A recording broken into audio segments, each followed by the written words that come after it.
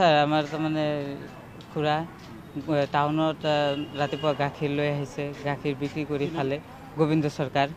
গাখীৰ লৈ যাওঁতে তাৰমানে হঠাতে অনবৰতে তাৰমানে বৰষুণ এনেকুৱা হঠাৎকৈ আহি গ'ল।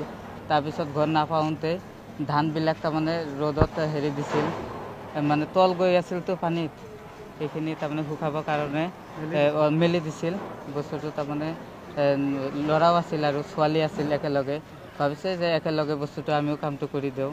তাৰপিছত হঠাতে ঢেৰেকণি বৰষুণ বতাহ এনেকুৱা আহিল, ছাডেনলি তাৰমানে ঢেৰেকণি পৰি খুৰাটো তাৰমানে ঢেৰেকণি পৰি লগালগ ঢুকাই গ'ল।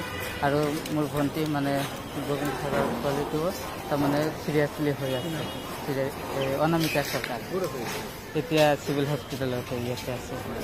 আৰু মুখ্যমন্ত্ৰী মানে অনুৰোধ জনাইছোঁ, একদম দুখীয়া 5টা ল'ৰা ছোৱালী আছে, মানে আপোনালোকে যদি কিবা অলপ সাহায্য বিচাৰি মোক তাৰমানে